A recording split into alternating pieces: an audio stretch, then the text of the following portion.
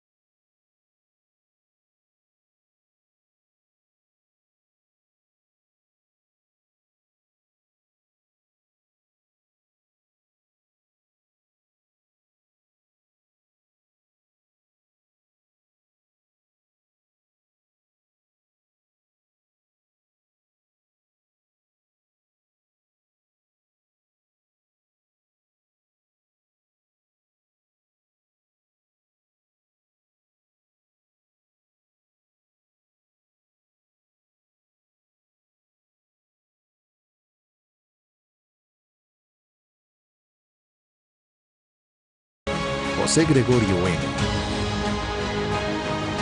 Jonathan N.,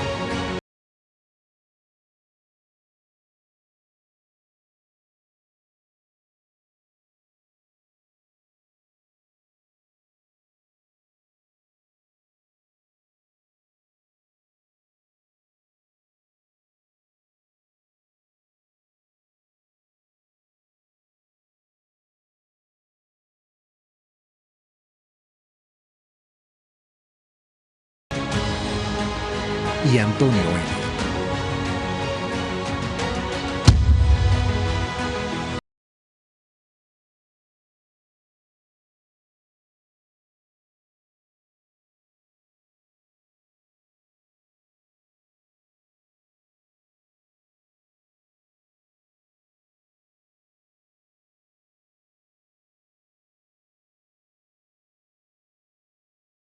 Al cártel Santa Rosa de Lima.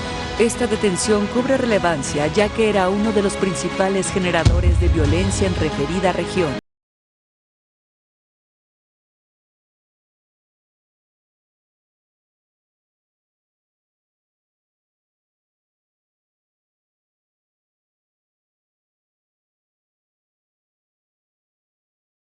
Desde la detención de José Francisco N., alias Alfa 1, se puede observar una baja de este delito que pasó de 12.5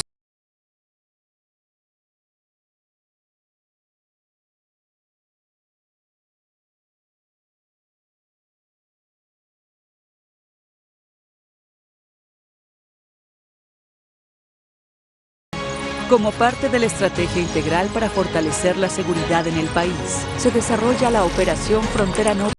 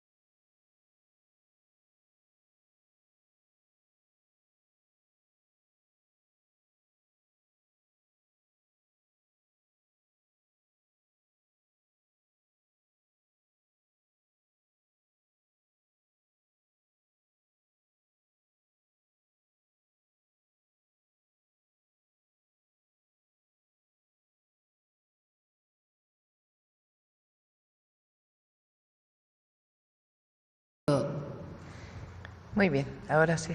Gracias, presidenta. Arturo Páramo, Grupo Imagen.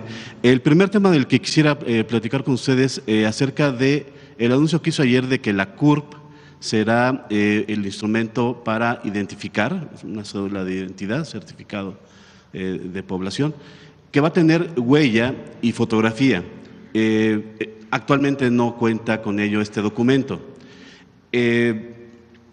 Va a ser tomado como identificación oficial, entiendo, por todo el gobierno federal, estatal, etcétera, pero este proceso de incluir la fotografía y la huella dactilar en este documento, ¿cómo se va a realizar? ¿Cómo se va a instrumentar? Ahí en la presentación que nos dieron ayer en las leyes, establece que va a haber cooperación con el INE. El INE ya tiene esos datos. No sé si va a haber algún tipo de traslado de información o si vamos a estar sujetos los mexicanos a este proceso de otorgar la foto y la huella dactilar en este instrumento, en este documento. Se va a hacer poco a poco, no es algo que se vaya a realizar en determinado tiempo. ¿Qué tenemos que hacer primero? Juntar todas las bases de datos. Para que nos entienda quien nos escucha, cuando uno va y nace un mexicano o mexicana, pues te registras en el registro civil. Ahí viene una información. Cuando vas a realizar un trámite con el gobierno de México, te piden otra información. Tú tienes asociado una CURP desde el momento en que naces, que tiene que ver con distintos datos, en dónde naciste, género, en fin,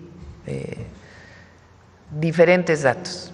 El objetivo es que los bases de datos diversas que tenemos pues vayan constituyendo una sola base de datos en el Registro Nacional de Población. Entonces, ¿qué hacemos con las leyes? Permitir que esa información pueda ser utilizada con base en la Ley de Protección de Datos Personales. ¿Por quién va a poder ser utilizada? Por el Gabinete de Seguridad, por las fiscalías estatales. Es un tema de seguridad. Ahora, en el caso del INE, no es que el registro del INE vaya a pasar completo al Registro Nacional de Población, porque tiene su propia ley, su propia seguridad de datos personales, etcétera. Ahora, ¿qué es lo que ocurre? Si el secretario Omar García Harfuch necesita un dato en inteligencia de una persona porque está vinculada con un homicidio, con un delito, tiene que mandar un oficio al INE y el INE después de varios días pues le dice sí, aquí está la información. Lo que queremos ahora es que para el sistema de seguridad el INE de manera automática envíe la información, resguardando los datos personales. Eso por un lado. Y por otro lado, hacer una plataforma única de las fiscalías, con información de las fiscalías de las personas desaparecidas o reportadas como no localizadas o desaparecidas en el país. Porque no hay, está en la ley, pero no están los procedimientos para poderlo hacer. Entonces, en el CURP esa es la idea. Y poco a poco ir tomando huellas y datos para poder tener un registro pues cada vez más robusto de la identidad de nuestro país. Se lo pregunto para motivos de seguridad. Se lo pregunto porque el registro federal de electores del INE pues se ha estado construyendo a lo largo de 40 años aproximadamente. Entonces, esta CURP con la fotografía y con la huella dactilar tendría, me imagino que adquirirse equipo, hacerse una convocatoria, asistir a un módulo y será, como se dice, un proceso de mucho tiempo. Sí, pero se va a empezar. Poco. Primero son las bases de datos que ya existen, juntarlas, sin considerar el registro de electores. Ese se queda aparte porque no queremos que se diga que ahora queremos usar el registro de electores para otra cosa. Además, tiene su propia ley, su propia dinámica, constitucionalmente el tema electoral tiene su propia normatividad. Lo que sí queremos es que el INE esté obligado a que frente a una institución de seguridad de inmediato dé la información.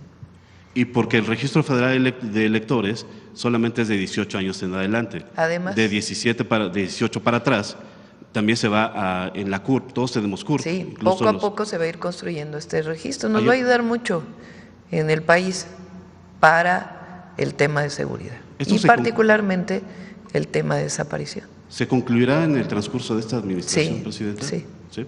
Okay. Sí. Bueno, ese era el primero. El segundo es hacia el fiscal general de la República. Ayer nos comentaba usted que todavía no se tenía, no sé cómo llamarlo, posesión o a resguardo el predio de Izaguirre. Si nos pudiera comentar, señor fiscal, ¿en qué momento estamos? ¿Qué trámites se han hecho con la Fiscalía del Estado de Jalisco? Ya se entregó todo lo que había ahí, que dicen que se retiró. Ya se hicieron inspecciones de parte de ustedes. ¿Usted personalmente ha ido al predio o no ha ido? ¿O cuál es la situación, el momento en el que estamos en el caso del Rancho Izaguirre en cuanto a la Fiscalía? 4 preguntas, ¿con cuál comenzamos? El proceso, el trámite para hacerse cargo del rancho, ¿en qué momento va? Con motivo de una acción que para nosotros ha sido fundamental, el Ejército Mexicano y la Secretaría de Seguridad logró detener al Lastra. Esto fue la semana pasada. Y en un plazo verdaderamente perentorio, porque es un plazo constitucional, logramos con los datos que ellos nos dieron obtener y abrir una carpeta por delincuencia organizada. Eso es una carpeta de carácter federal. También logramos que el juez de control ya le dictara la formal prisión a este individuo, ya se encuentra en una cárcel de alta seguridad, y al tener ya una acción de carácter federal como la que ya tenemos, la madrugada del día de hoy, la Fiscalía General de la República, el Ministerio Público, la Policía y los peritos tomamos posesión de ese lugar. No habíamos podido tomar posesión porque, como bien se sabe, se estaba manejando por la Fiscalía Local, por haber sido la que hizo todas estas gestiones, que ya se habló de ellas con mucha claridad desde el mes de septiembre del año pasado. Ya en este momento es un asunto de carácter federal, está ocupado ese sitio por las autoridades federales y están entrando los peritos para determinar la realidad de lo que hay ahí. Los objetos que, de acuerdo con versiones iniciales, estaban ahí y que en el recorrido que se hizo ya no estaban, ropa, zapatos, etcétera.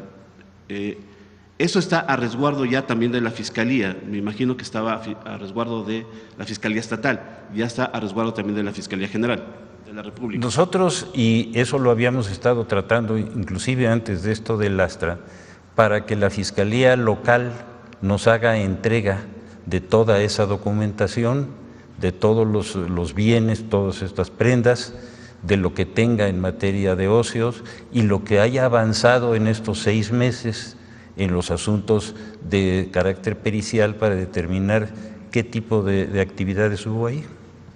Y por último sería, yo sé que en este tipo de casos es muy sensible la información y todos quisiéramos tener resultados rápidos, expeditos, inmediatos, pero se tiene que hacer todo un trabajo forense. ¿Cuánto tiempo se va a tardar en dar los primeros resultados, la primera información de lo que sucedió en este lugar? Una de las instrucciones muy claras que les di hoy al área pericial de la Fiscalía es que a partir del momento en que tomen posesión, que lo están haciendo ahora, yo creo que el día de hoy nos deben de dar un plazo específico, claro, por días, de qué es lo que nos van a informar pericialmente, en qué forma nos los van a dar.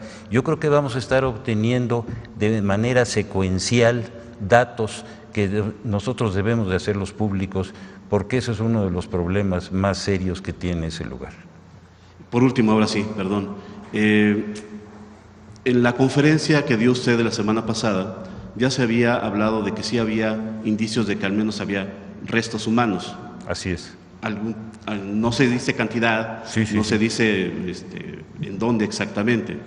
Ayer también el fiscal nos comentaba, el secretario de Seguridad nos comentaba que en la declaración inicial de esta persona detenida se hablaba de que se había ejecutado tortura en la capacitación de la gente que llegaba ahí y eventualmente se les privaba de la vida. ¿Hay algún indicio de que ahí sí hubo gente que fuera privada de la vida, restos ahí en el lugar? A ver, vámonos por orden. Ahí hay 3 preguntas.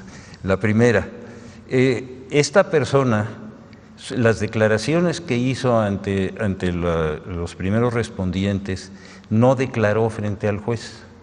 Nosotros tenemos que esperar las declaraciones frente al juez por razones procesales que son reconocidas. Todos los bienes de los cuales nos dio cuenta la Fiscalía local, pero que no nos ha entregado todavía las pruebas, en este momento, ya que tenemos abierta un caso federal, ya la orden va a ser inmediata para que todo lo que tenga en su poder lo entregue y los procesos periciales que tenga los continúe hasta que los termine, porque no quiero que se vaya a quedar un proceso pericial que lleva 6 meses, trunco, mientras nosotros estamos comenzando otro en el que podríamos tener toda la información que ellos ya recabaron. Le agradezco mucho, fiscal. A usted muchas Muy gracias.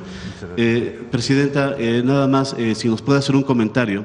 El próximo viernes viene a México en una gira que va a realizar por Centroamérica y por México, Kristi Noem, la secretaria de Seguridad Interior de Estados Unidos. ¿Algún comentario acerca de ello? Ayer también vimos que estaban aquí presentes en la tarde, bueno, en el transcurso del día, los secretarios de la Defensa y secretario de Marina, estaba gente de aduanas también. Es parte de todo este proceso de preparar pues no sé, el informe que tenga que hacer México hacia el 2 de abril para este tema de los aranceles. No es un informe, es una reunión de coordinación. Ella viene el viernes, la vamos a recibir alrededor de la 1 de la tarde, la vamos a recibir conjuntamente, fue su solicitud. La secretaria de Gobernación, el secretario de Seguridad, el secretario de Relaciones Exteriores y su servidora, y no es que vayamos a darle un informe, sino que es importante que se conozca cuáles son los resultados del Gabinete de Seguridad. Si recuerdan, acordamos una serie de acciones conjuntas en una reunión que hubo en Washington, donde estuvo el secretario de Marina, de la Defensa, el secretario de Relaciones Exteriores y el propio fiscal, y ahí se acordaron una serie de puntos. Entonces vamos a dar seguimiento pues a esos acuerdos que se tomaron. Entonces aquí la vamos a recibir y vamos a estar en este proceso de coordinación. No tiene ya que ver con el tema de los aranceles, es darle seguimiento a los acuerdos que tomamos en materia de seguridad. La reunión que tuvimos con responsables de la Defensa y Marina es un trabajo que estamos haciendo para fortalecer aduanas y la recaudación de las aduanas. Entonces, estamos trabajando conjuntamente para fortalecer ese trabajo. Muchas gracias. Sí. A ver, por acá estabas desde ayer. Buenos días, Presidenta. Rodrigo Muñoz, de NX Noticias. Justamente en el tema de Estados Unidos, el día de ayer el presidente Donald Trump comenta que habría algunas excepciones a los aranceles que podrían ser impuestos a principios del próximo mes. Preguntarle cómo han ido avanzando estas negociaciones encabezadas por el secretario de Economía, Marcelo Ebrard, y si de casualidad han tenido un primer acercamiento con el equipo de Mark Carney, el nuevo primer ministro de Canadá, respecto también a este tema de aranceles. Se está trabajando con ellos, sí es importante porque ellos pues tienen propuestas, no todas las conocemos hasta que no llegue el 2 de abril. Y nosotros lo que estamos en estas reuniones pues es brindando toda la información de las afectaciones que tendría para Estados Unidos y para México el poner aranceles nuevamente. Entonces vamos a esperar al 2 de abril y sí hay mucha comunicación entre el secretario Ebrard y el secretario Lutnick. Están pues en comunicación permanente y estamos trabajando también con muchos sectores empresariales, desde las automotrices, acero, aluminio, etcétera, etcétera, para tener esta información y también, de acuerdo a lo que vayan a presentar el 2 de abril, pues nosotros anunciar las medidas que anunciaríamos, si es el caso, el 3 de abril. aprovechando que está el fiscal, preguntarle si existe alguna, cómo avanza el tema del exgobernador Silvano Aureoles, que pues ya se emitió la ficha roja por parte de Interpol, y conocer si hay alguna o qué tipo de colaboración hay sobre este caso, fiscal. Sí, ya se emitió la ficha roja, ya todas las autoridades, sobre todo en los Estados Unidos, de los países con los que tenemos frontera, y en España y en los países de Europa, ya están alertados. La situación de ese individuo es la de muchos asuntos que tenemos de esa naturaleza, en los que el cerco de la operación de identificación y de obtención de su aprehensión se va a dar, no cabe duda. Es cosa nada más de manejarlo con toda la prioridad y con todo el cuidado. Como usted ya sabe, prácticamente todos sus cómplices ya fueron detenidos, han sido procesados y en un plazo muy corto lo vamos a tener. Gracias, fiscal. Y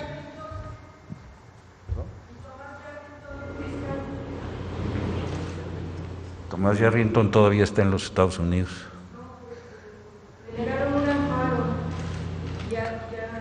Pues todavía está en los Estados Unidos. No ha llegado a México. Cuando llegue a México y presente su amparo, vamos a acudir a las autoridades federales, judiciales, para poder obtener el cumplimiento de todas las sanciones que hay para él. Todavía está en los Estados Unidos. Presidente, si me permite, la última pregunta para el secretario Omar García Harfuch.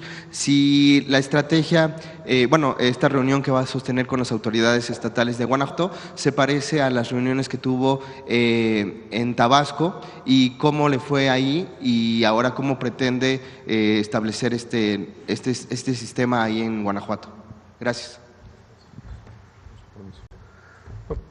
Son reuniones que se hacen revisiones periódicas en materia de seguridad. Lo de Tabasco, la reunión de Tabasco fue una instrucción de la presidenta Claudia Sheinbaum, que nos giró al secretario de Defensa, al secretario de Marina y a su servidor, para incrementar el estado de fuerza en Tabasco, lo cual ha tenido un resultado positivo. Ha tenido aproximadamente en un mes un 25 o 28% de menos homicidios, que eso lo vamos a presentar también en 15 días. Y esta reunión de Guanajuato, pues derivado de estas detenciones que se realizaron en esta semana y la semana pasada, más las que se planean hacer, pues también la presidenta nos instruyó tener esta reunión con el gobierno de Guanajuato, con la finalidad de incrementar las operaciones, revisar la estrategia de seguridad y ver sobre todo en qué podemos apoyar como federación al Estado. Gracias, secretario. Gracias, presidente. A ver, aquí. Gracias, presidenta. Julián Mazoy, de SDP Noticias, un gusto estar acá. Y buenos días a todos, compañeros también. Presidenta, la primera de seguimiento acerca de este asunto de la CURP.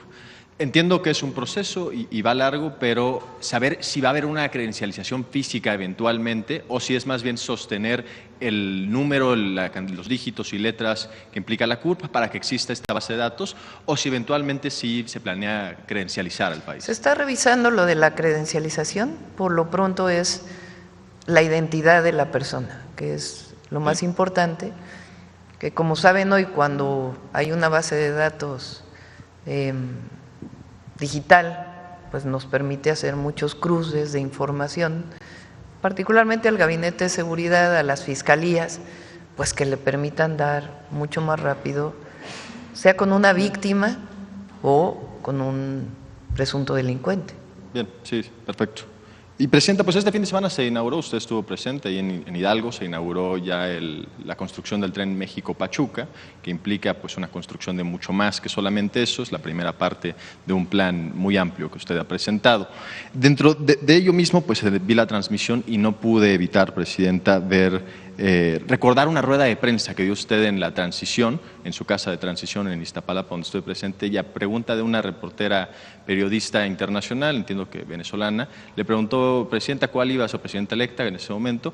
¿Cuál va a ser el sello de su gobierno?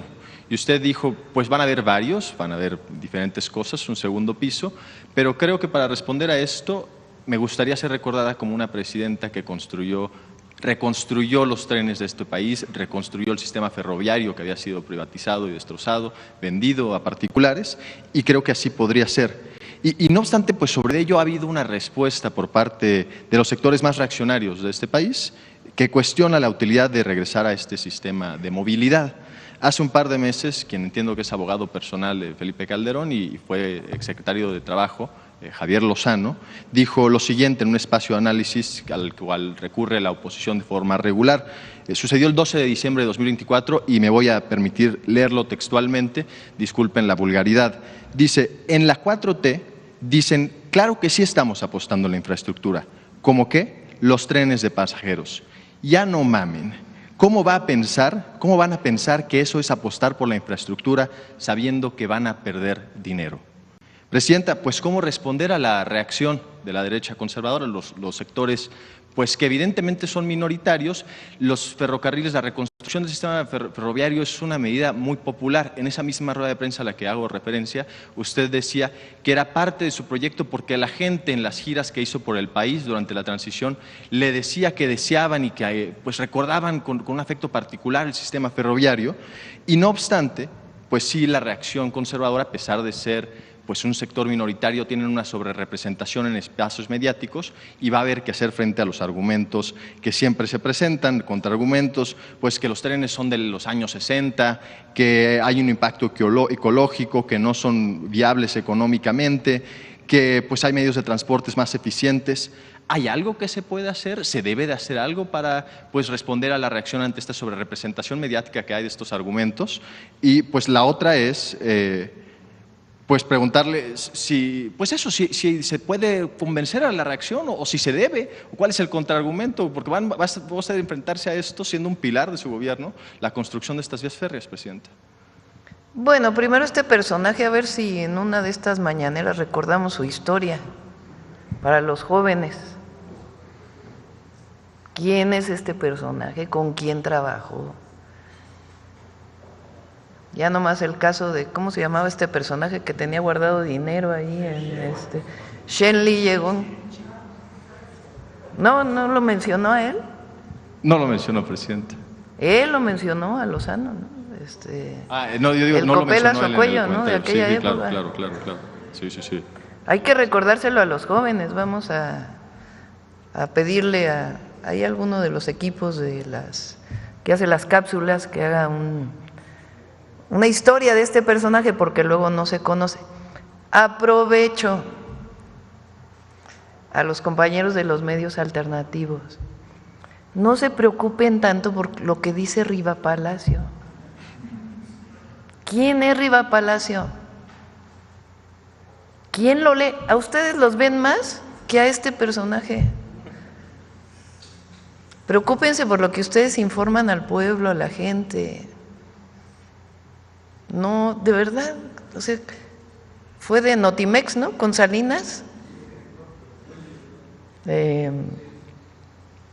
Y después de eso, pues a lo que se dedica es a golpear, a construir historias ficticias,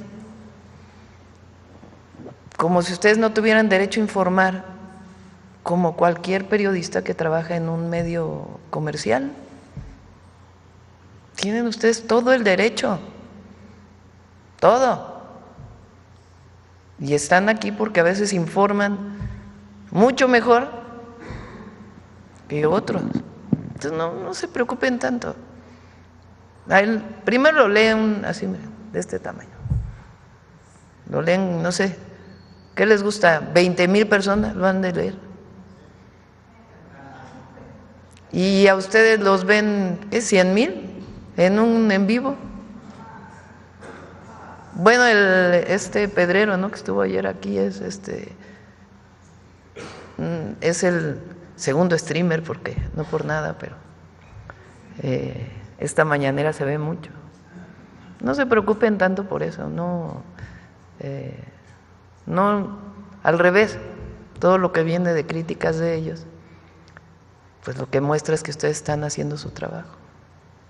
Ayer cuando hablábamos de esto me olvidé comentarlo. Entonces, ustedes hacen muy bien su trabajo y qué bueno que existen los medios alternativos. Entonces, Bueno, eso quería comentarlo. De este personaje, pues hay que sacar su historia, quién es. Los trenes de pasajeros tienen muchas virtudes. Nada más vean lo que ha hecho Japón, lo que ha hecho China, Europa y los trenes de pasajeros. Y las bondades, las virtudes de estos trenes de pasajeros, no solamente para la conectividad de las personas, sino para generar desarrollo regional. No hay que olvidar que en nuestro país los trenes de pasajeros y de carga fueron privatizados en el sexenio de Zedillo. No hay que olvidar que Zedillo se fue a trabajar después de haber privatizado a una de las empresas a las que les dio el beneficio de la privatización. El presidente López Obrador recuperó los trenes de pasajeros, particularmente el Tren Maya y el interoceánico, que ambos serán, bueno, el interoceánico ya es de carga y el Tren Maya va a ser de carga, porque es la forma más eficiente de transporte. Nada más pongan, ahora hemos estado en los puertos, sale un contenedor de Manzanillo, entra un tráiler. ¿Cuántos contenedores le caben al tráiler? 2. La gasolina o el diésel que utiliza este tráiler. Cuando va el tren, pues lleva, no sé cuántos, a ver si Andrés nos dice, por lo menos 50 contenedores, ahorrando diésel, haciendo más eficiente el traslado. Para la carga y para los pasajeros, recupera además la movilidad de muchas poblaciones que cuando se acabaron los trenes en el país, dejaron de vivir alrededor de la economía que genera el paso de un tren. Entonces, imaginen, hay muchísima movilidad de personas que viven en Pachuca y vienen a trabajar a la ciudad o viceversa. Pues ya no van a utilizar un transporte, un camión o un autobús, sino que ahora van a utilizar el tren a precios accesibles. Claro, ellos están en contra de que el Estado recupere algunas de sus funciones que durante el neoliberalismo le quitaron. Es ideológico y además, bueno, escuchen nada más el tipo de cosas que dice. Están como obsesionados, enojados. Es así como… Sí, no sé cómo explicarlo, están enojadísimos. ¿Por qué? Porque la gente ya no les cree. Todo esto, por ejemplo, que ha salido del rancho, y tuvo cientos de millones de menciones. Pero aquí se va a dar a conocer la verdad. Esa es la gran diferencia con la Cuarta Transformación. Antes se escondían la verdad. Nosotros no tenemos ninguna intención ni interés de esconder nada.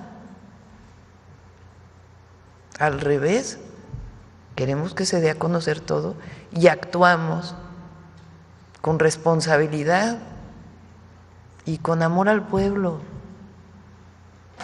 Allá tienen los amores en otros lados, si es que todavía les queda un poco de amor, la verdad. Presidenta, una de seguimiento a este asunto de los trenes, pues son más de 3,000 kilómetros los que usted ha anunciado, incluyendo… 3,000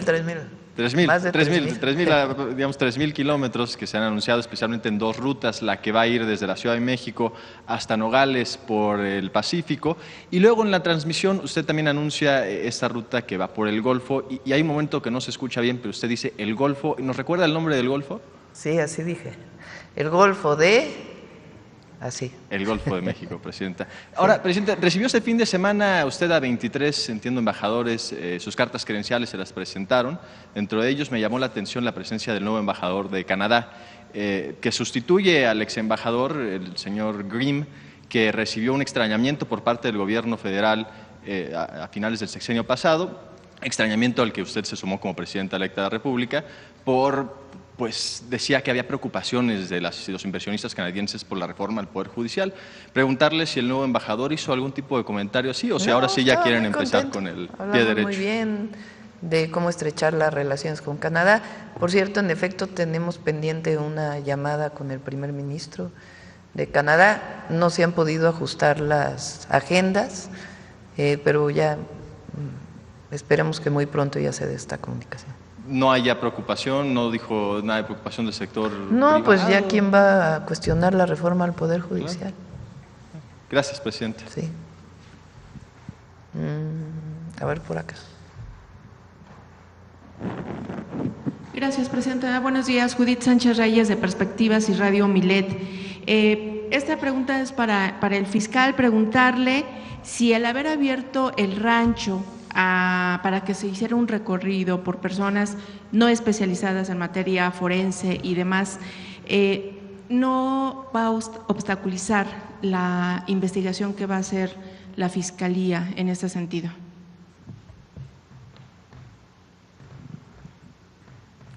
Como ustedes recordarán, en la reunión que tuve con los medios, yo les pregunté a las personas que asistieron si tenían interés en que se pudiera hacer una visita por la cantidad de información tan confusa que había. Hubo un acuerdo general, no hubo nadie que se opusiera, y les dije con toda precisión que nosotros les íbamos a pedir la autorización a la Fiscalía Local para ver si se podía hacer esa visita sin estorbar las actividades periciales que estaban haciendo. Se le hizo la consulta, estuvo de acuerdo y nosotros dimos todo el apoyo para que pudieran asistir ahí. Lo que nos encontramos fue una situación que no estaba prevista. La Fiscalía del Estado hizo después de que nos dio esa autorización, hizo una invitación por su propia cuenta para llevar a grupos sociales una hora antes de que llegaran los periodistas. Eso fue lo que vimos. No sé si esté claro. ¿Y eso no, digamos, provocaría una sanción, alguna situación a la Fiscalía? Perdón, no le oí la pregunta. El hecho de que ellos hayan ingresado a personas antes no cae en una omisión o una sanción. Es una responsabilidad de ellos. Ellos van a tener que dar cuenta de todas las responsabilidades que tienen y las siguen teniendo y las comenzaron a tener desde el septiembre del año pasado y que nosotros ya dimos cuenta con toda precisión, con pruebas documentales muy claras de qué es todo lo que falta y todo lo que falta es de su responsabilidad y van a tener que dar cuenta. Entonces, ¿abrirían carpetas de investigación contra funcionarios? Tenemos las carpetas abiertas, no hay problema. ¿Algo más? Por el momento es todo, fiscal. Y esta pregunta es para el secretario de Seguridad, si me permite. De estos más de 15,000 detenidos que se han dado en estos últimos meses, ¿en dónde están recluidos? O sea, ¿cuáles son como los estados en donde están estas personas? Y si esto no ha agravado el asunto de sobrepoblación que hay en los centros penitenciarios en el país, tomando en cuenta que hay información de que el 46.4% de la población privada de la libertad a nivel nacional comparte una celda con más de 5 personas. Entonces, no sé si esto ha agravado, ¿sí?, la sobrepoblación.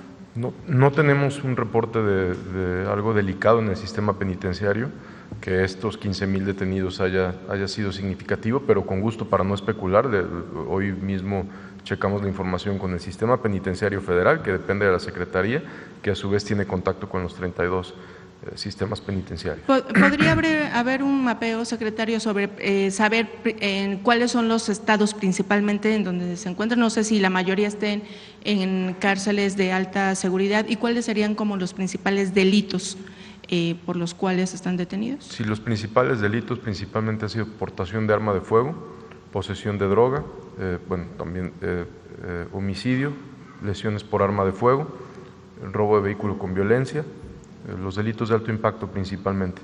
Y con gusto revisamos en qué penales, en qué sistemas penitenciarios donde más se han ingresado, se lo podemos preparar de manera inmediata. Muy amable, gracias. Y Presidenta, desde que Estados Unidos catalogó a los cárteles mexicanos como grupos terroristas, usted comentó que el Gabinete de Seguridad podría venir a darnos pues una definición y también la diferencia entre estos grupos de delincuencia organizada con los grupos terroristas, bueno, que maneja Estados Unidos. No sé si haya la posibilidad de que nos den esa información en este momento, tomando en cuenta que está aquí el gabinete.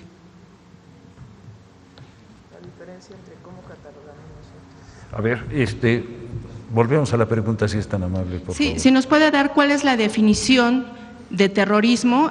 Aquí en el gobierno mexicano se había dicho que es diferente a la que maneja, por ejemplo, Estados Unidos, y sobre todo la diferencia de los cárteles mexicanos con grupos terroristas.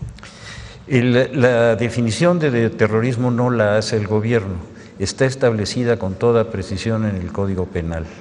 Establece cada una de las conductas que atentan fundamentalmente con aspectos políticos de la integridad de la nación y de la defensa de la sociedad. Ese es el criterio jurídico establecido por el Código Penal. El criterio que tienen los Estados Unidos es diferente, y sin que yo vaya a hacer una definición de lo que ellos han establecido, la diferencia es muy clara. Ellos lo ven como un asunto de seguridad nacional y tiene una vinculación con las conductas que van más allá de un aspecto estrictamente delictivo individual para convertirse en un tema de una delincuencia colectiva con una intención de hacerle daño a colectividades o a la nación misma. Esa es la diferencia desde el punto de vista legal. Entonces, obviamente, no alcanzan este nivel de violencia los cárteles mexicanos con los grupos terroristas, como lo maneja Estados Unidos. Yo creo que cada una de las, y eso es un asunto muy claro de competencias. En México la competencia es sola y exclusivamente de México, no de ningún otro país, y nosotros aplicamos la ley no conforme a nuestro criterio, sino contra lo que dice la ley, y la ley, como le explico a ustedes, es muy clara. Lo que ellos están planteando son sus problemas de seguridad nacional, y creo que la señora presidenta ha sido clarísima. Ellos tienen todo el derecho de hacer cualquier definición de su seguridad nacional, siempre y cuando no afecte ni la soberanía ni la seguridad nacional de México. Eso está clarísimo, y en eso no va a haber ningún cambio ni ninguna indefinición. Está clarísimo. Muchas gracias. Y finalmente, Presidenta, hace unos días tuvimos la oportunidad de conocer la historia de este grupo de reacción inmediata que se acaba de conformar en Chiapas, denominado PACAL, y nos llamó mucho la atención que la mayoría de sus integrantes son elementos de la extinta Policía Federal Preventiva. Nos comentaban justamente que en este periodo del nuevo gobierno han podido bajar el índice de delincuencia, el índice delictivo, y eso incluso se refleja un poco en la población. Quienes nos comentaba, por ejemplo, el fiscal fronterizo Costa, que esta acción de los policías ha creado confianza en la población, y eso también a su vez ha hecho que haya denuncias de casos o delitos como, por ejemplo, extorsión, que era uno de los delitos como muy diario en Chiapas.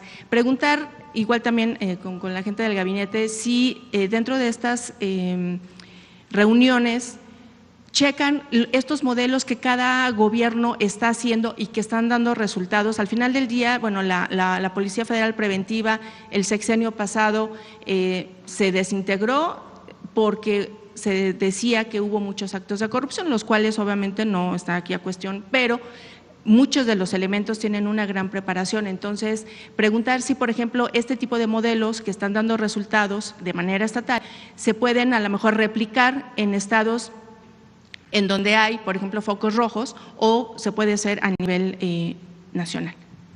Muchas policías estatales tienen fuerzas especiales. Por ejemplo, a lo mejor, Omar, puedes platicar aquí en la Ciudad de México cómo estaba dividida la policía y las fuerzas especiales que había. Sí, aquí en la Ciudad de México estaba principalmente de las subsecretarías que tiene la Policía de la Ciudad de México, era Subsecretaría de Operación Policial, que son la mayor cantidad de compañeros y compañeras que vemos en las calles, que están divididos en más de 70 sectores, la Subsecretaría de Tránsito, la Subsecretaría de Investigación e Inteligencia, pero también pues hay unidades, como ya lo dijo la señora Presidenta, unidades especiales de investigación y también operativas, como la que usted menciona de Chiapas. Hay varios estados que han conformado fuerzas especiales, pero consideramos que, tomando en cuenta el modelo de la Ciudad de México, lo que verdaderamente fortalece a una entidad federativa y lo que fortalece la seguridad de una entidad federativa más que un grupo especial, pues es la construcción y el fortalecimiento de las instituciones de seguridad, que en el caso de Chiapas es lo que está ocurriendo. No solo es el grupo especial, sino están aumentándole el sueldo a la policía, comprando patrullas, fortaleciendo a la fiscalía, y eso es lo que se hizo aquí en la Ciudad de México y se ha estado haciendo en otros estados. Muy amable, gracias. Este grupo porque estuvimos en Chiapas y estuvimos hablando mucho con el gobernador, él ha fortalecido, como bien dice el secretario, las instituciones de seguridad y su coordinación. Y entre otras cosas hizo este grupo especial como parte de la Secretaría de Seguridad Pública, que no solo está formado por algunos antiguos policías federales, él hizo entrevistas junto con su actual secretario de Seguridad de distintas personas que pudieran cumplir con la función que él ha planteado. Pero está trabajando con la Fiscalía, porque eso es importante. Para poder hacer una detención, ¿quién hace la detención? Si es en flagrancia, pues son las instituciones de seguridad, Secretaría de Seguridad, la Defensa, la Marina y ahora particularmente la Guardia Nacional o las policías estatales. Pero cuando hay una investigación que lleva una carpeta de investigación, ahí se colabora ahora con las áreas de inteligencia y, muy importante, la Fiscalía General de la República y las fiscalías estatales, porque, como bien ha dicho el fiscal general, la mayoría de los delitos son del fuero común. Entonces, en Chiapas, además de este grupo que tiene sus resultados, lo que ha ocurrido es que hay una coordinación muy grande del Gabinete de Seguridad y eso les ha dado resultados.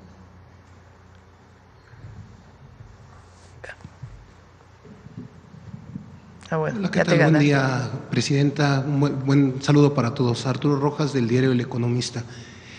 Platicando con madres buscadoras que se dieron cita al rancho Izaguirre la semana pasada, algunas me comentaron que esperaban un mensaje por parte del fiscal general y también por parte del fiscal estatal, pero que minutos antes de que esto fuera así, se les notificó que nadie de las autoridades iba a acudir.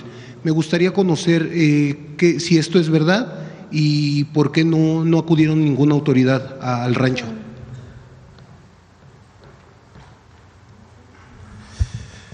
Nosotros tuvimos una conferencia de prensa muy amplia, muy clara, a nivel nacional, todos los medios estuvieron invitados, se expresó con toda precisión, y está la grabación, y aquí la tengo, una consulta que yo hice a los medios para ver si para ellos era importante hacer una visita a un área y a un predio que no está bajo nuestro control, y así lo dije, y que le íbamos a pedir la autorización a la Fiscalía local para que pudieran ellos entrar.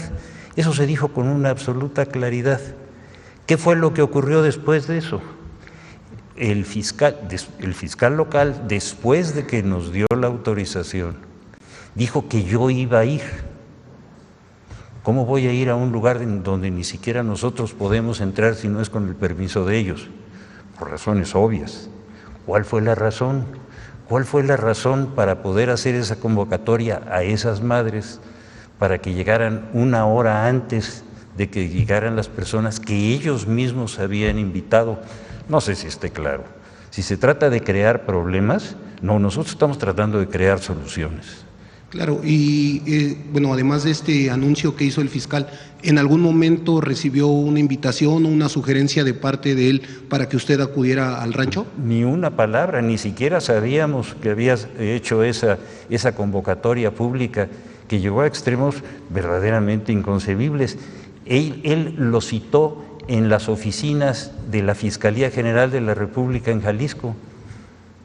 Y lo hizo expresamente una hora antes de que pudieran llegar los periodistas que ellos mismos habían permitido que entraran. No, digo, está más claro que ya no puede ser. No sé si para usted claro. Muchas gracias. A usted. Para el secretario Omar García Harfuch, usted mencionó el día de ayer que las pruebas o los indicios no permitían que se hablara del Rancho Izaguirre como un campo de exterminio, sino como un campo de adiestramiento. Pero también usted mencionó que personas que estaban o que no querían ser reclutadas o que intentaban escapar eran asesinadas. Estas personas, ¿ustedes tienen indicio de qué lugar o en dónde eran asesinadas? Y si sí, podríamos hablar de campos de exterminio fuera del Rancho Izaguirre o en algunos puntos del país. Primero, y como lo dijo la señora presidenta, pues nosotros informamos con total transparencia y con absoluto apego a la verdad, con las pruebas que tenemos. Ayer mencionamos e informamos que hasta el momento no había indicios de que el Rancho Izaguirre fuera un campo de exterminio. Hasta el momento. Si se hubiera y si se tienen pruebas de que ahí se cometieron homicidios o de que en otros lugares se han cometido homicidios, lo digo por el trabajo que hemos realizado por muchos años en materia de seguridad, es muy distinto que en un inmueble se cometan homicidios a que sea un campo de exterminio. Es una cosa totalmente distinta que en un inmueble se haya cometido algún tipo de homicidio, tortura, a que sea un campo de exterminio. Entonces, en su momento, cuando lo determine la Fiscalía General de la República y podamos determinar cuántos homicidios, si es que los hubo, pues entonces ya lo informará de manera adecuada. Pues un campo de exterminio es un lugar donde de manera sistemática se asesinan a cientos y miles de personas, ¿no? Creo que todos lo tenemos claro. Gracias.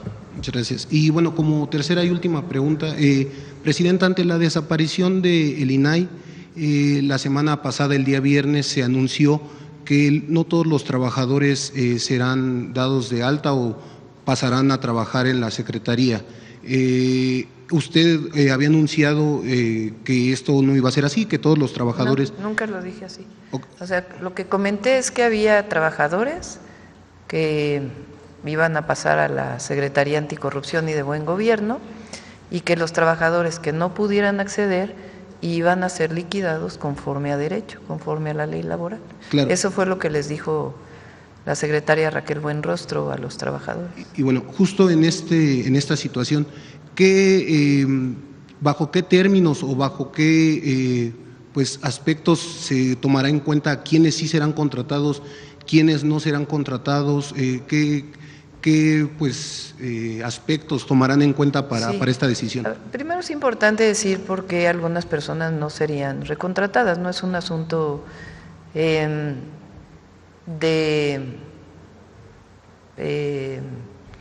preconcebido de que estamos en contra de algunos trabajadores, ni mucho menos.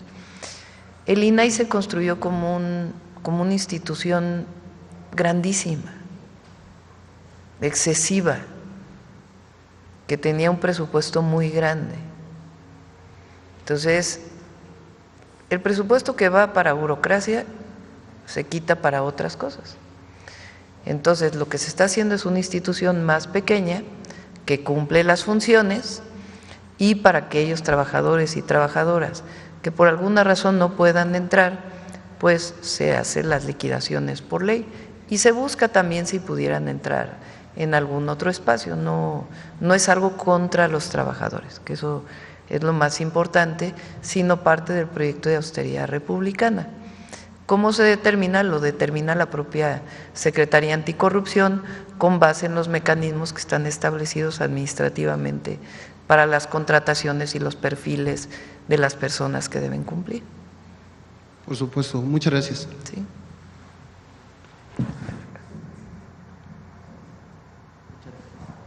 Buenos días, gracias Presidenta, integrantes del gabinete. Julio Sánchez de Uno TV. Quisiera insistir en el tema del rancho y sería para el fiscal general. Fiscal, quisiera preguntarle cuál sería el objetivo entonces de abrir el rancho, de invitar a los medios de comunicación a este lugar, abrirlo al escrutinio público. ¿Eso no afecta a la investigación en el sentido de lo que dice usted de lo complejo del tema? Precisamente por eso, ante todos los medios y con todos ustedes presentes, les pregunté si era importante, interesante para el gremio tener una visita libre, sin tener ningún tipo de presión sobre lo que había ahí.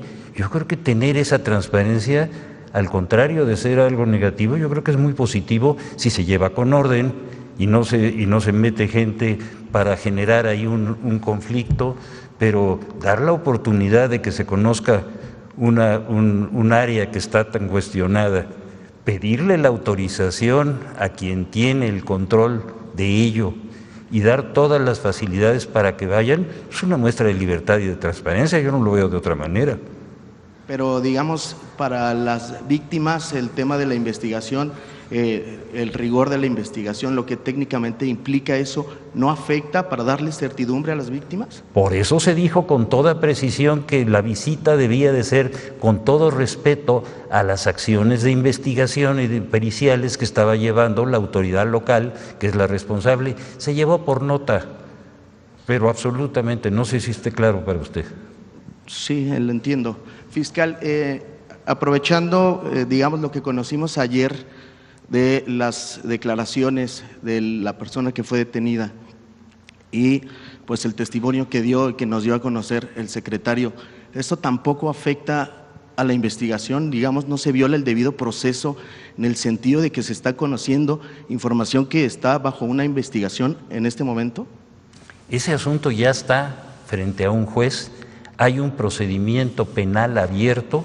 Los procedimientos penales en México son absolutamente transparentes y abiertos a cualquier investigación de cualquier naturaleza.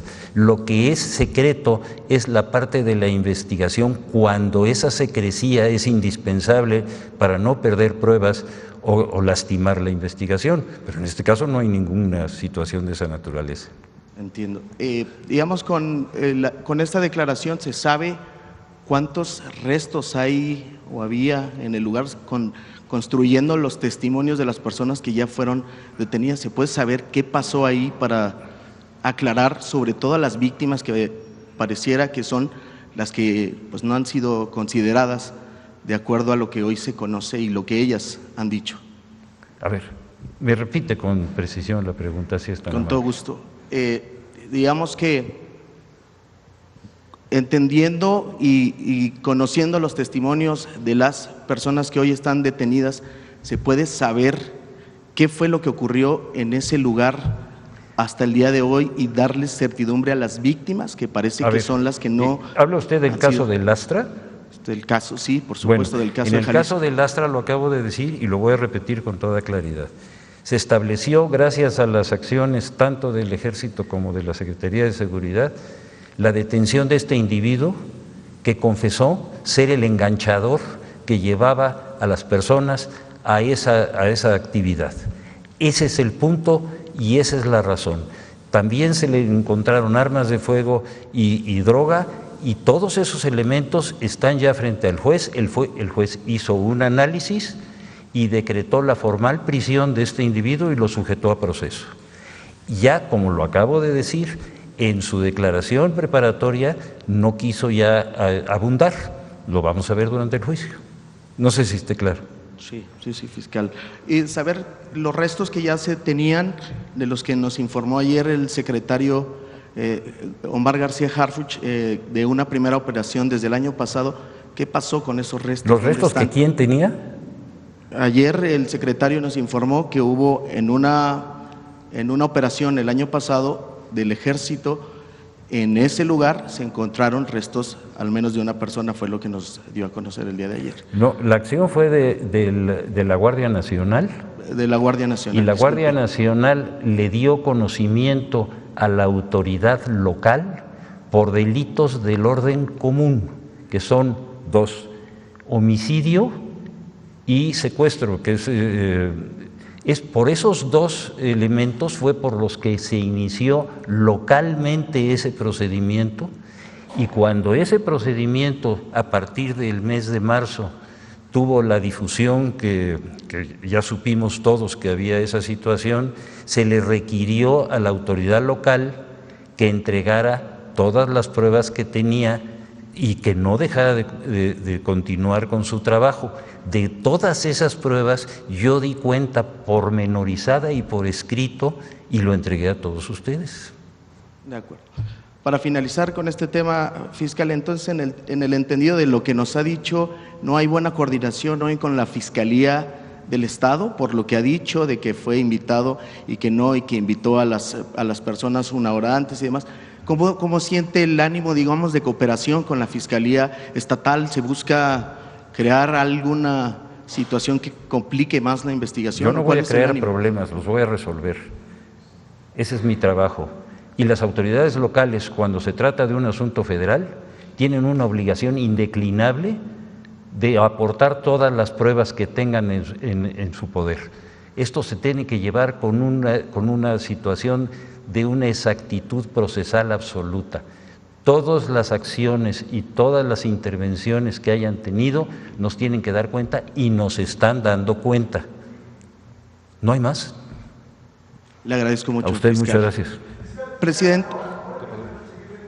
Un asunto usted haría otra invitación a los medios de comunicación, a las madres buscadoras, a asistir a este rancho, pero ya con la presencia de usted, porque lo que se estaba diciendo es que cuando asistimos los medios de comunicación era un caos debido a que no había pues los peritajes necesarios para explicarnos esto se hizo por tal razón, etcétera. Ahora que usted ya trajo el caso, ¿haría otra invitación a los medios de comunicación? ¿Me quiere hacer la pregunta concreta, por favor, si es tan amable?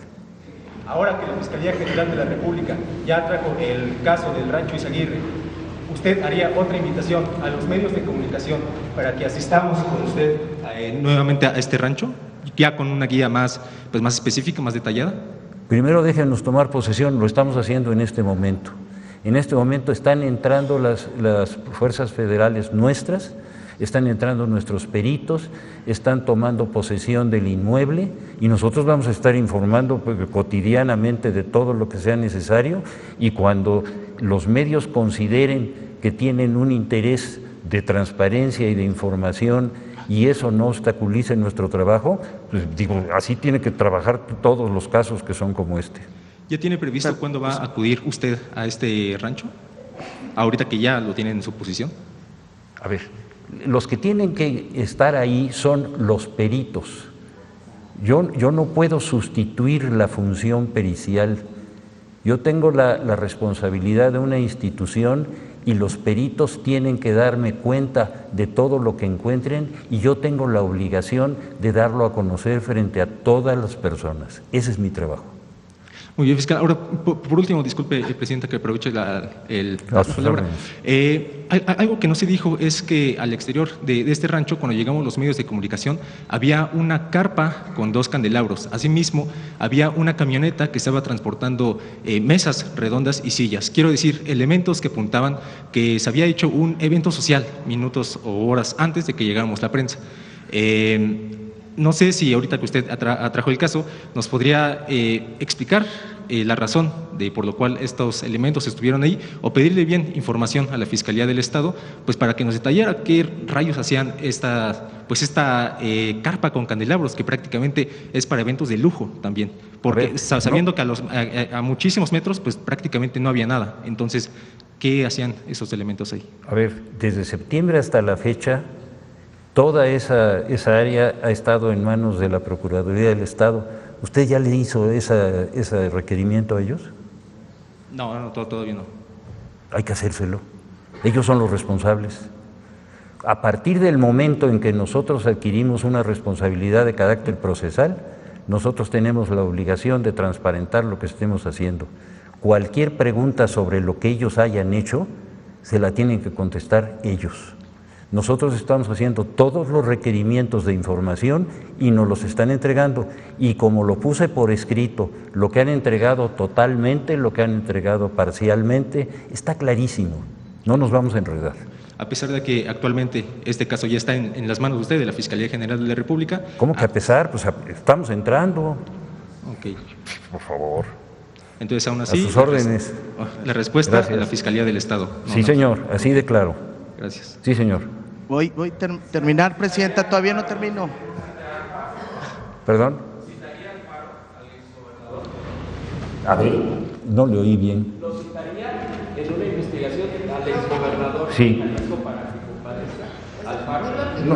No se me adelante. Primero estamos tomando posesión, vamos a ver qué encontramos, vamos a darlo a conocer, vamos a transparentar todo lo que ha ocurrido, vamos a establecer las responsabilidades de cada una de las áreas, vamos a desmantelar algo que estaba creciendo de una manera desmesurada, sin pruebas y sin elementos lógicos. Tenemos que recuperar la información clara, precisa, y los responsables de cada uno de los aspectos que han tenido, en este caso, una difusión que tiene que ordenarse. Sí, señora, atrás, por favor. Todavía no termino, presidente. ¿Qué tal, fiscal? ¿Cómo está? Muy buenos días. ¿Perdón? No, nada más que pregunte. Sí, perdón. Fiscal, sí. Hace una semana le pregunté en la conferencia de prensa. Sí, señor. Que cuándo tomaría usted posesión de la carpeta de investigación que se estaba realizando allá en Teuchitlán. Y su respuesta fue una invitación para ir al rancho. No fue la respuesta que yo esperaba, pero bueno, usted soltó esa invitación. ¿Me recuerda qué le dijimos cuando hizo la consulta a los reporteros que estábamos allí? Le dijimos que sí, que estábamos dispuestos a ir. ¿Cómo fue la pregunta que nos hizo? Porque eso no lo recuerdo, si fuera tan amable. Mire, para que no vayamos, porque si usted no lo recuerda, a mí me puede pasar lo mismo. Entonces, ¿qué le parece si pedimos que le den una copia del video de lo que usted consultó y de lo que yo le contesté? Yo se lo doy con mucho gusto. Y la otra pregunta que tengo que hacerle es, usted acaba de mencionar que todos los eventos que sean de interés público estarían abiertos para que la prensa vaya a estos lugares. Es lo que entendí, quiero que usted me lo diga sí o no claramente, por favor. Yo voy a abrir toda la información que no estorbe la integración de las carpetas. Eso lo quiero dejar con mucha claridad establecido. Todo lo que se pueda dar de información para establecer con toda precisión lo que ahí ocurrió, quiénes son los responsables, a quiénes vamos nosotros a procesar. Toda esa información tiene que estar abierta. De esa información hay actividades periciales, de inteligencia, de testimoniales, de documentales que nosotros tenemos que procesar, y conforme los vayamos procesando, las vamos incorporando, y conforme esa incorporación no afecte el resultado de la investigación, las vamos a dar a conocer, como lo hicimos ese día, y usted estuvo ahí conmigo, con toda precisión y por escrito. Eso no se había hecho, ¿eh? Se lo pregunto, fiscal, porque en este caso no fue la escena de un crimen, o aparentemente la escena de un crimen, donde está el rancho Izaguirre, al menos por la detención de las 10 personas que tenían secuestrados a 2 y que asesinaron o mataron a otra más. Me gustaría preguntarle, porque estas escenas del crimen también estarán abiertas, supongo, como estuvo el rancho Izaguirre en esta ocasión, al menos para la prensa, que vaya controlado y que vaya la prensa de esta forma. ¿Es así? Y se lo pregunto porque desde 2005 no habíamos tenido la oportunidad de visitar una escena del crimen, los medios de comunicación, y en esa escena del crimen, en 2005, fue el caso Florence Cassés. Hasta hoy es la siguiente ocasión en que la prensa ingresa a una escena del crimen de esta manera. Preguntarle si en lo sucesivo vamos a tener elementos o pruebas o posibilidad de acceder a predios como este. Muchísimas gracias. Mire, el caso de Florence Cassés fue un montaje. La presencia de ustedes fue una muestra de transparencia. Esa es la diferencia. Gracias. Ya. Bueno, vamos a… Presidenta, nada más se me permite terminar. Y sí, por favor. Esto no está… Gracias. Perdón. Muchas gracias, muy amable. Presidenta, la semana pasada vinieron madres buscadoras de Tamaulipas, querían platicar con usted, llegaron hasta aquí a Palacio Nacional, las recibieron en atención ciudadana, las canalizaron a la Comisión Nacional de Búsqueda. ¿Tiene información sobre esta reunión que ellas piden con usted? Dicen que tienen pruebas, evidencia de lo que está ocurriendo en el Estado y que pues no están siendo atendidas por las autoridades. Dicen que hay falta de sensibilidad frente a su situación, pues de que llevan varios años en búsqueda de sus seres queridos. La Secretaría de Gobernación recibe a no solamente este colectivo de madres buscadoras, sino a otros colectivos y a familiares de manera individual. En la en Secretaría de Gobernación hay 2 comisiones, por ley. Una es la Comisión Nacional de Búsqueda, que apoya a la Fiscalía General de la República o a las fiscalías estatales o a la solicitud de alguna persona para hacer una búsqueda. Tienen tecnología, tienen un trabajo integral de apoyo para poderlo realizar. En particular a este colectivo se les atendió de Tamaulipas. La otra comisión es la Comisión Ejecutiva de Atención a Víctimas, que a veces, dependiendo de los casos, trabajan juntas, porque puede haber un familiar, todo es una ley, todo tiene que cumplir con la ley, que requiera algún apoyo de la autoridad, sea para realizar su búsqueda o porque finalmente fue víctima o familiar de una víctima de un delito y requieren apoyo, y hay una ley que establece cuáles son las condiciones para darles apoyo. Y están trabajando de manera permanente. Hay también psicólogos, hay un grupo interdisciplinario que apoya en ambos casos, y hay varios casos en donde se está apoyando y se colabora con las comisiones estatales de búsqueda. De acuerdo, le daremos seguimiento. Y por último, el tema del apagón en el sureste. Presidenta, ahí la Comisión Federal de Electricidad informó que fueron controlados por ahí un tema de la calidad del combustible y demás. Quisiera preguntar si tiene algún informe al respecto, qué le dijo la comisión, por qué no se por le informó a la cierto, gente. Por Gracias. cada ferrocarril van casi 200 contenedores, yo dije 40, son 200. Se dañó equipo en la planta de cogeneración de nuevo Pemex en Cactus. Esta proporciona vapor para el tratamiento que proporciona la calidad del gas que suministra Comisión Federal de Electricidad. Pemex estuvo trabajando en la reparación y se normalizó a las 2 de la mañana del día de hoy. Es decir, sí había gas, había todo, lo que pasa es que hubo un equipo que pues no operó. De inmediato estuvo el equipo de Pemex en coordinación con CFE para poder reparar de inmediato el equipo, y afortunadamente ya está reparado. Sí. Bueno, la última si quieren.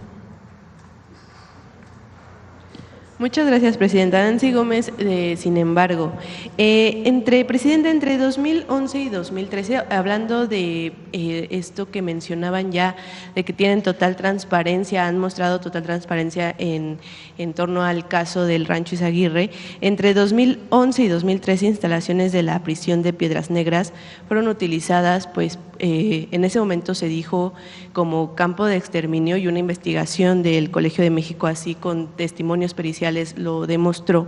El presidente era Felipe Calderón y el gobernador de Coahuila, Humberto Moreira, pero bueno, esta información no salió en grandes medios, solamente medios alternativos y extranjeros lo retomaron.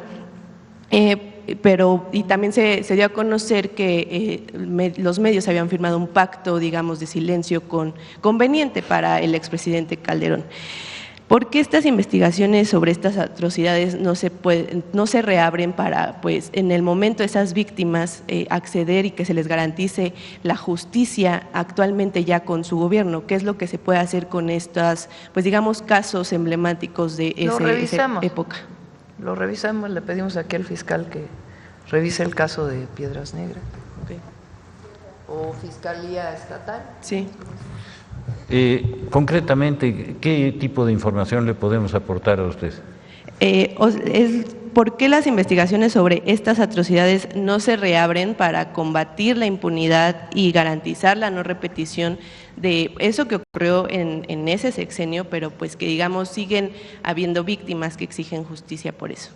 Nosotros estamos respondiendo en forma inmediata a cada uno de los casos. Tenemos el caso de Lastra, que fue un ejemplo que prácticamente en menos del plazo constitucional logramos establecer todo el procedimiento de procuración y todo el procedimiento de impartición inicial de justicia. Yo creo que en este caso lo que tenemos que tener muy presente es que este tipo de problemas que han sido, como usted bien dice, repetitivos, nosotros los manejemos en adelante con una gran transparencia. Es decir, cuando hay una acusación de ese tipo, se tiene inmediatamente que requerir todas las pruebas de que esa situación existe, darle a quienes son las víctimas la oportunidad de que presenten de inmediato su denuncia, que se cumplan con todos los requisitos procesales que significa presentar su denuncia, aportar todas las pruebas que tienen en su poder, establecer si eso es un delito del fuero común o del fuero federal, establecer también la responsabilidad de la autoridad procuradora de justicia, ya sea federal o local, y luego la de los jueces. Es decir, esta es una cadena de responsabilidades que se inicia a partir del momento en que hay un hecho delictivo y el derecho que tenemos todos los mexicanos de acudir ante una autoridad, presentar las pruebas que tenemos obligación y a partir de ese momento establecer un camino. La coadyuvancia en materia procesal es una de las bases fundamentales de la defensa de las víctimas. Y la coadyuvancia es la presencia de quien hizo una denuncia y presentó pruebas para que acompañe primero a la autoridad procuradora y después a la autoridad impartidora de justicia. Ese camino es el que se ha ido lastimando a través de los años y el que estamos tratando de recuperar. Toda esta información diaria de todo lo que se hace establece con toda precisión el esfuerzo federal por resolver un problema que tiene que ser recíproco por parte tanto de las autoridades estatales como municipales y que las responsabilidades, como en este caso que lo hemos visto, se establezcan con toda precisión. No se trata de andar buscando a quién le echamos la culpa, sino quién es el responsable. Y ese es el principio. Pero sí se puede retomar con estos casos que ya pasaron hace años simplemente. Por supuesto, okay. Cualquier caso que no haya prescrito, y sobre todo que haya pruebas, que una denuncia esté sólidamente establecida con las pruebas correspondientes y que la persona que es una víctima sepa que cuando presenta una denuncia y tiene pruebas, tiene todo el derecho a ser apoyada y a buscar y a encontrar la justicia.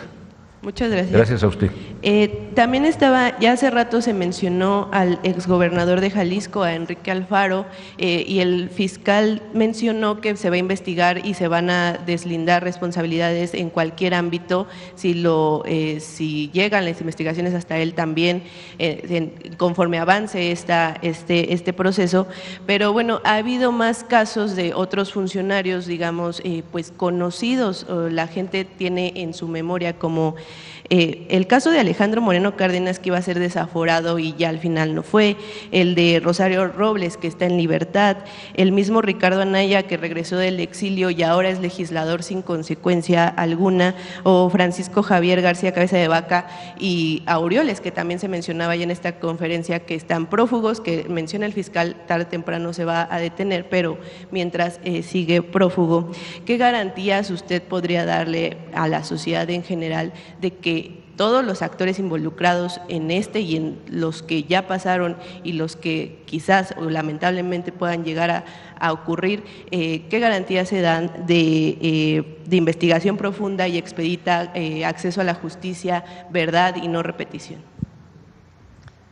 En el pasado había quizá dos palabras que explicaban lo que ocurría en el sexenio de Calderón, que nos dicen que ya no se debe mencionar, pues sí, ellos ya no quieren que se mencione, ¿verdad? Porque fue muy oscuro. con su secretario de Seguridad, que es montajes y pactos de silencio. A nosotros nos caracteriza la verdad y la justicia. Esa es la diferencia. Porque nosotros juramos no robar, no mentir y no traicionar al pueblo. Y las cosas están en las fiscalías, porque no es un asunto político.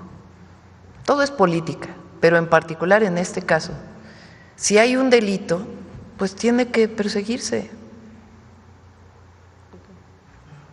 ¿Y a quién le corresponde? A las fiscalías estatales o a la Fiscalía General de la República.